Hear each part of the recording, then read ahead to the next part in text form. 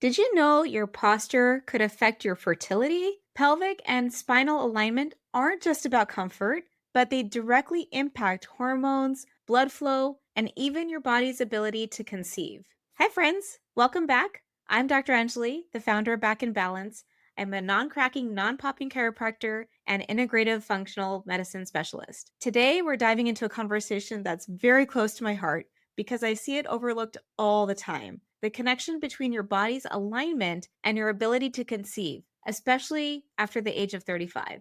Before you click away thinking, wait, posture and fertility, what do these things have to do with each other? Just stay with me for a minute. Fertility isn't just about ovulation tests or supplements or tracking apps. It's about your body feeling safe and supported enough to actually prioritize creation of life. And safety isn't just emotional or mental, it's also physical. Your nervous system, your reproductive system, your organs, your hormones, they all live inside the structure of your body. And if that structure is tight or compressed or out of balance, your body can get the message that isn't a safe environment for pregnancy. I want you to think about something. How do you usually sit at your desk? Or when you're scrolling your phone in bed, do you tuck your pelvis under? Do you hunch your shoulders forward? Do you clench your jaw? Because these are all little patterns that are postures of stress. And they're telling your body to brace itself, to protect itself, and to just survive. And here's the kicker: because your nervous system remembers all of those cues and it will prioritize survival over reproduction every single time. Today, we're going to unpack why alignment matters for fertility, what stress posture really does to your nervous system, and some simple checks you can do at home to start shifting your body back into a state of openness, flow, and safety. And this isn't about being perfect or standing like a ballerina 24/7. It's about creating enough balance in your structure so that the nervous system can downshift out of survival mode and say yes to conception. Let's dig in. The pelvis is our foundation. So if you can think about the pelvis, so here's the pelvis here. If you can think about it as a bowl, and it's a bowl that holds all your reproductive organs. So if that bowl is tilted forward or rotated to the side or stuck in a position, the organs inside of here aren't going to sit in their ideal position either. And that can affect blood flow, nerve communication, these nerves going to those different organs, and even hormone signaling. For example, if your pelvis tips too forward, and we see this a lot with women who are sitting all day long or crossing their legs when they sit, because it can compress the lower back and restrict circulation to the pelvic floor. If it's tucked under, which happens when we carry stress in our hips, it can close off the space for the uterus and reduce mobility. Let's talk about our spine, because running through our spine is the entire nervous system, right? The communication highway that connects our brain to every single cell in our body. And that includes our reproductive system. If our posture is collapsed, remember the hunched over shoulders or the forward head position, the rounded low back, all of that creates stress along the spine, and it limits how effectively those signals can travel, right? Because if you think about it, we've done this before where you try to take a deep breath when you're in that collapsed position, and chances are that you have a more shallow breath taking place. And then when you can align your posture, you get a better breath, a deeper breath, because the key is that our nervous system is always scanning for safety. So if our body is tight and compressed and locked into that protective posture, our brain is going to interpret that as our body being under stress. And when our body is in stress mode, survival will always come before reproduction, right? Think about it. If you're about to fight a bear or run for your life, you're not thinking about reproducing and creating new life. Have you ever noticed how your body changes under stress? You might notice that your jaw will clench, your shoulders will hunch forward, or they'll come close to your ears, your belly might tighten, and that is your body literally bracing for that impact of that fight or flight mode. And then imagine holding that posture for years. That's what so many women carry into their fertility journey, especially after the age of 35, because they spent decades in what I like to call the stress posture.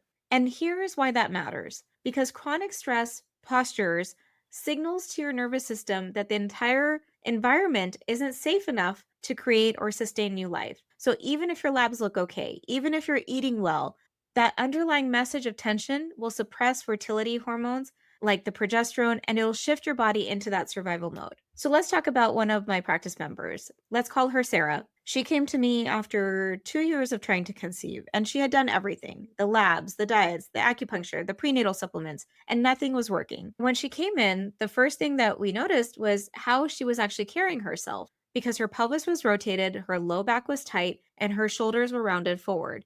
So we worked together on restoring alignment, and not just through chiropractic care, but also with simple daily resets that she could do at home. And within months, her cycles became more regular, her cramps started easing, her typical PMS symptoms started to subside significantly, and she described her body as feeling a lot more quote unquote open. Within the year, she conceived naturally. And I'm not saying that alignment is the only factor, but in her case, and in many people's cases, it was the missing piece that signaled to her body that it was able to be feeling safe again. So, what are some things you can do to help identify if your alignment could be a factor for you? Here are a couple of simple checks you can do right now. The first would be to stand with your back against a wall. Can you touch your heels, your hips, your shoulders, and your head against the wall comfortably? If not, your posture may be compensating, right? That we talked about this a few weeks ago about stacking our spine. So the ear above the shoulder, above the elbow, above the hip, above our knee, above our ankle when we're standing. So we're doing the same thing, but now we have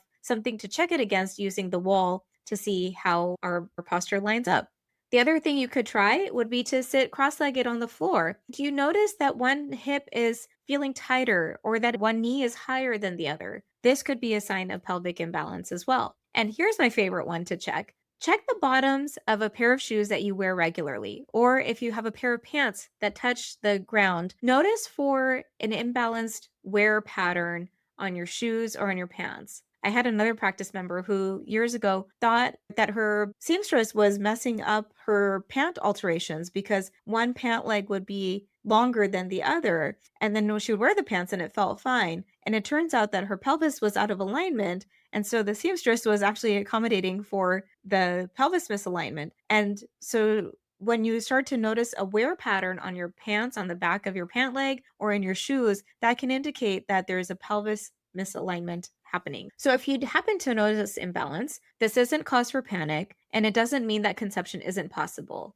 It just simply means that your body is asking for support. So these are some simple daily resets that can help. You can try cat-cow stretches and thinking about moving from your low back pelvis junction rather than focusing entirely on the movement in between your shoulder blades. This will help mobilize your pelvis.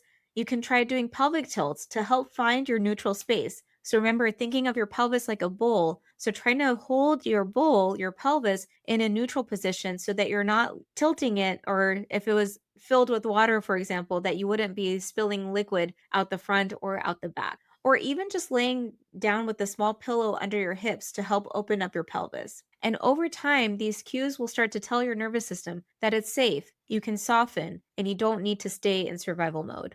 So let's bring this full circle. Because when most people think about fertility challenges after the age of 35, the conversation almost always starts with labs and ends with protocols. And while I absolutely believe in lab testing and targeted support, I've also seen so many women chasing answers and numbers while their body structure is quietly sending signals of stress every single day. Think about it, because you live in your body 24/7. If your pelvis is rotated, if your spine is compressed, if your posture is locked into protection mode, you're sending a constant stream of stress signals to your brain, and your brain is listening. Here's the good news. Your body is super adaptable. Alignment isn't fixed. It's a conversation in your body. So even with the small daily resets, you can start to tell your body, it's okay. We're safe now. You don't need to brace anymore. And then if you couple that with gentle chiropractic care, your body will really get the message and everything starts to shift: your cycles, your energy, your sleep, and your sense of possibility. So here's what I would really like you to reflect on after listening to today's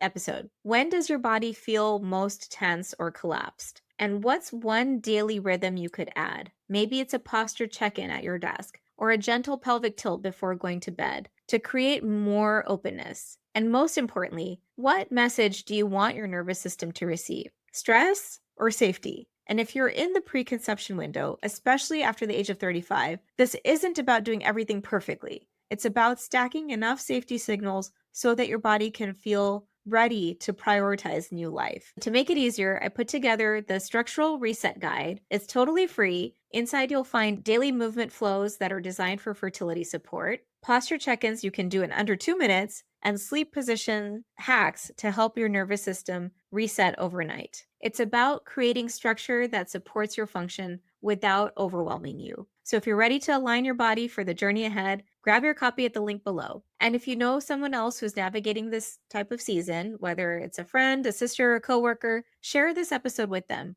because just one conversation is sometimes enough to remind us that we're not in fact broken, but our bodies are simply asking for a little bit more support. Thanks for joining me. I'll see you next week, where we'll be talking about an evening wind down flow that helps both parents and kids reset for deeper, more restorative sleep. You don't want to miss it.